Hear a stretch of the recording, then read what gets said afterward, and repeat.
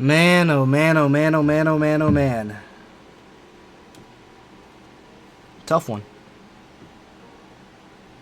Real tough one today.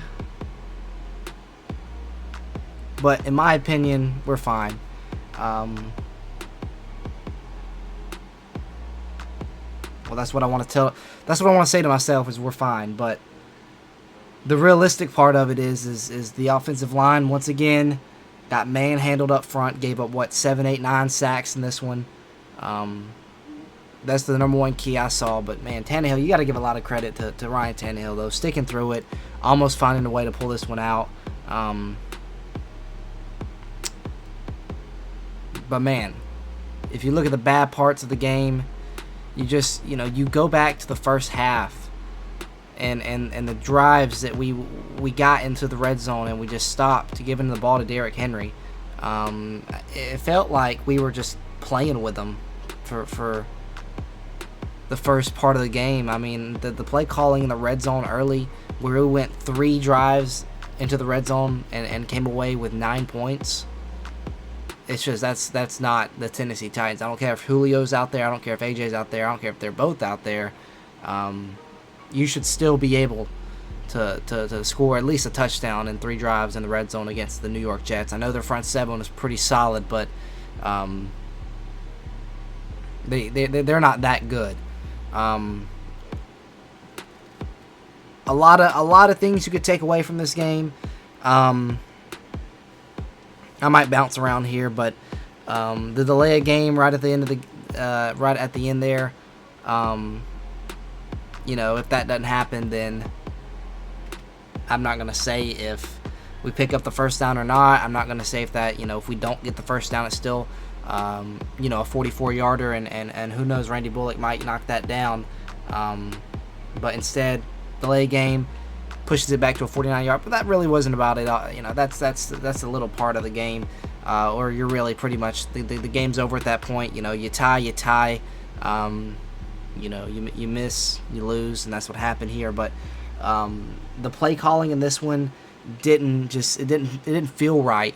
It was so frustrating watching the first half of the game, even though we felt like we had the control of the game from,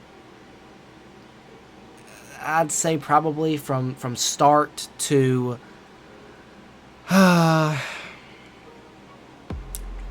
until it was from start to about when they scored their first touchdown, when it was 9-7. I felt like we had pretty much control of the entire game. They drove down the field, scored that touchdown, which was pretty big, and then ended up eventually kicking a field goal, taking the lead, their first lead of the season. And then we come back and answer. We do come back and answer. Really good drive by Ryan Tannehill. You still got to give a lot of credit to Ryan Tannehill. Not having A.J. Brown, not having Julio Jones, and he still put together a great drive there. The drive when we were down 10-9, really solid drive. That was all Derrick Henry for the most part. Mostly Derrick Henry there. But that drive ended with a Derrick Henry touchdown. It started with a run, and we kept running and kept picking up solid yards. So Derrick Henry, that was his drive there when we went up 17-10 with a 2-point conversion to Michael Pruitt to put us up 17-10. I can't even remember what happened, how they tied the game at 17-17. All I can remember was that Corey Davis long ball when it was tied 17-17. They go up 24-17, and it just felt like we just, I don't know, guys. It could have been a really, really good win. This game definitely shouldn't have been this close, but if we were able to pull this out, it would have felt really good. Even though it's the Jets, I know, but if we would have got this win going in the game without AJ or Julio, I would have, it's another win. But I just felt like if the play calling early on, it just kind of was like, what are we doing here? Like 2nd and short, maybe it was like 2nd and 4. We throw the ball. Just doesn't make any sense to me when you have Derrick Henry. You run the ball there. let's say he doesn't pick up the first down. But you still have an opportunity to pick up the first down if it is a run. But let's say if you don't pick up the first down, Derrick Henry probably, gets at least 1, 2, maybe 3. And now it's 4th and 2, 4th and 3, 4th and 1. Or excuse me, 3rd and 3, 3rd and 2, 3rd and 1, somewhere like that. And now you have the opportunity to make the defense wonder, okay, is it going to be a pass? Is it going to be a run? Just the little things like that. I felt like we just tried to, instead of we don't have AJ and Julio, and on 2nd and 4 we decided to throw the ball when we had Derrick Henry. It just doesn't make early on. It was just very, very iffy play calling, and then later in the game, like I said, the big play to Corey Davis was a big one. Zach Wilson, gotta give credit where credit is due. Again, he, early on, really the interception wasn't on him. Christian Fulton, shout out to him, first pick of the year for him. And a lot of people were like, yeah, the ball went right to him. But that's just the football gods saying, hey, Christian, you've had a great first 3 games. Let's just award you with a pick. So, you can't take that away from Christian just saying it, went straight to him. But,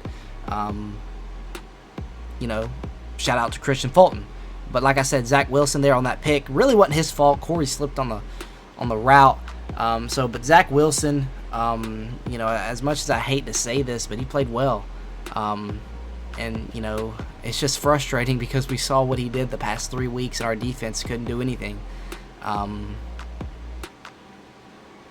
Man, this would have been a great game to win because we fought, and we just didn't win the game. Taylor Lewan, I don't know what's going on, but he's not playing good. Ben Jones went down early. He eventually came back. He was fine, but Quisenberry, Sambrello when he was in, they just didn't. They looked like they were just not even trying. I mean, I know they're trying, but it's just I guess it's how bad they are makes the Jets defense look, or their pass rushers look that good. 47, I forgot what his name was, but that tells you that if you don't know who he is, then he's probably not really that good. I mean, I'm sure that front seven's really good, but no big time names. You got you got a couple big time names. I don't know what I'm saying, but 7 sacks that's ridiculous. You got to give Tannehill some time back there. That's why I'm saying you got to give a lot of credit to Tannehill. He did all he could. I thought it was just cool in overtime after he just drove down the field, threw the touchdown pass to Cam Batson. They cut to him on the sideline at the start of overtime, and he's sitting there with a smile on his face talking to Logan Woodside. It was just, calm, cool, and collective, and I'm sitting here sweating, heart beating out of my chest. I couldn't even stand still, couldn't sit down. I was walking around, and Tannehill just put together a fantastic game-tying drive, and he's sitting on the sideline with a smile on his face. That's just what you want to see out of a quarterback. Obviously, you kind of want to, if you're nervous, that means you care a little bit. But at the end of the day, you do that for a living for a long time. It comes pretty easily to you. But I'll talk about the first drive of overtime. Defense had a ton of opportunities to make a stop. They eventually did, but you think about the stops they could have gotten. The 3rd and pretty much inches where they ruled the first down. I don't know how they gave him that first down to begin with, but they go back, review it. Turns out he was about a foot short. I think it was Jamison Crowder, if I'm not mistaken, but it could have been Keelan Cole. I can't remember who it was, but pretty much rolled over Kevin Byard. It was about a foot short, and they gave him first down. It was on 2nd and 10. And it was 3rd and inches. That was an opportunity where you could get a stop. But then Tevin Coleman comes in there, jumps over the entire line for a couple yards, picks up the first down. So that's the first one. And then that next series there, the next 3 downs, you have another opportunity. It's 3rd and 2, 3rd and 3, and big play. I think that was Jamison Crowder that caught the big long ball. It was about a 30-yard gain, something like that. Put him in our territory. And then we had another opportunity. I forgot what happened, but I know we had 4 times we could have got a stop. We did the last time, a big stop too. But there's another 3rd down. man, that would have been such a good win. The fact that they were that close to scoring, and the big play by Danico Autry, that was a big play there. Pretty much a little bootleg out, and it's 3rd and goal. And if you just run it twice, take your chances, you probably get in the end zone there. But they bootleg it out. Zach Wilson gets hit for about a loss of 4 on the play. They were at the 1 yard line. They had to go back and review it because it was so close. I believe it was Tevin Coleman that try to dive for the end zone there, and he ended up being about a half yard short. And then 3rd and goal, you think they're just going to run it. It was a bootleg. Great read by Danico Autry, and he follows Zach Wilson out there. Great coverage. We had 2 guys on the 1 receiver they were looking to throw to, and Zach Wilson tries to make a play, gets sacked for a loss of 4 all the way to the sideline. And that was I was just like, Ryan Tannehill just pretty much put together the one of the more clutch drives of his career. I know it's against the Jets, but still really, really clutch drive there at the end of regulation. And you're thinking, okay, they have to kick a field goal. If they go for it on 4th and 5, I think they are, or 4th and goal from the 5. You think to yourself, they could, but I don't think they would. So out comes the kicker, and Amendola, I believe is what his name was. It looked like he shanked the kick, but it went through.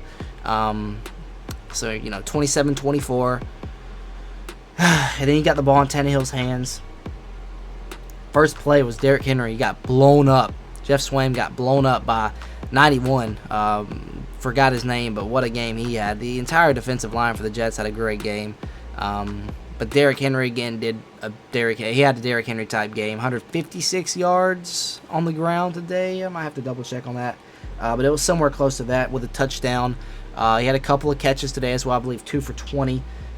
So again, Derrick Henry with another Derrick Henry type game. But that ensuing drive, I felt like we put together a pretty solid drive, I'll be honest. McNichols was another guy that stood out to me, that played pretty well. With the absence of Julio and AJ, you had guys like Josh Reynolds step up. Chester Rogers had a couple of big catches in this one. But let me go ahead and check out. I'm just going to look at the entire all the Titans receivers that were in on this one. But yeah, I don't know what else to say. We took an L. And I think that we just have to get better at the offensive line. We got good names. We've got Ben Jones, Taylor Lewan, who was an elite tackle. Is he still? That's up for debate after the start to this season. Coming off an ACL, we didn't really know how, or ACL tear, we didn't really know how he was going to play, but we thought he would be better than this. But that's a good. Taylor Lewan is a good left tackle. I still believe it. But as of right now, the way he's playing, he's not right now. Saffold, who, interesting enough, they moved Sambrello to left guard, had Taylor Lewan at left tackle there towards the end in overtime, I think. So that was something I noticed. I didn't know what happened to Saffold there late. I didn't know if he came back in the game or not, but I just noticed that as well. But Sambrello and Quisenberry both just got blown up today. It's just the edge rushers, looked like they were just too fast for our tackles.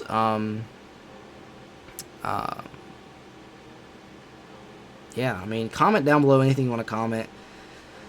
But NWI went ahead and had 3 catches. He was targeted 8 times. He had 3 catches for 29 yards. Chester Rogers, solid game from him. 5 catches, 63 yards. Josh Reynolds, probably our best receiver today, with 6 catches and 59 yards. Cam Batson, who had a big touchdown there late. That was his only catch of the game. It was a touchdown, but hey, it was a big play. But yeah, that was it. NWI, Chester Rogers, Josh Reynolds, Cam Batson were our receivers. They got in on action. Ferkser didn't really have the game that I thought he was going to have. I thought he was going to be a little better today. I thought, with the absence of Julio and AJ, Ferkser might be getting a little bit more looks, but we didn't really see him much on the field at all. Michael Pruitt did score on the 2-point conversion. That was his only catch of the day. And then Jeff Swaim, he was targeted 1 time and didn't catch it. I think that was the one where it was thrown over his head. But man, oh man, 3rd and 5. or 2nd and 5, we throw an absolute laser. Tannehill throws a laser to old Buddy Ferkser. And he can't come away with it, man. That was pretty good coverage, tight window, but could have definitely been caught, and that would have put us at like the 5-ish, maybe even the 4, 3, 2. Who knows if he comes down with that ball, Ferkser maybe could get in there and win the game. But you know, if he just catches the ball, we run up there, we spike it, we got 3 downs to just run it with Derrick Henry 3 straight times, and we just can't make the play. It felt like we were just so resilient throughout the entire game, and I understand that it's the Jets, and the Jets are terrible. We lost to the Jets, but, you know, had a lot of fight today. This has probably been the most nervous I've ever been in a Titans game. I don't know why, but it felt like we were just hanging in there every little time we got the opportunity. Just hanging in there. I mean, 3rd and 21. We throw a laser to Chester Rogers. Tannehill throws a laser to Chester Rogers. His knee doesn't go down, and they call him down. But then we end up, obviously we had to go for it on 4th and 1. Toss play to Henry, which was pretty ballsy in my opinion. But you got to just think to yourself that their defense preparing for a run up the middle. So let's toss it to the outside. That was pretty good play call there on 4th and 1. Derrick Henry almost broke that. If he doesn't get ankle tackle there, he's off to the races there. But that was a big play, but just couldn't get a win today. But I think we're fine. We saw the Colts win. Man, I wish we had made the field goal. Just get the tie and then move on. I don't know how you feel after a tie. This would have been a very, very weird video if we ended up tying. But I know that Vrabel would have been fine with a tie. But I remember that against the Eagles, we went for it on this was about couple maybe 3 years ago. It was Corey Davis' rookie year, I think. So yeah, about 3 years ago against the reigning Super Bowl champion Philadelphia Eagles, and we ended up winning in overtime in that one to a pass to Corey Davis. Corey Davis had a game too, hell of a game from him too. But I remember that game we went for it on 4th down in field goal range a couple times because Vrabel, it's hard to talk after a tie. So I know Vrabel likes Vrabel's got some big balls on him. He's gonna go for it. If it's like 4th and 1, 4th and 2, 4th and 3, 4th and 4, maybe even 4th and 5.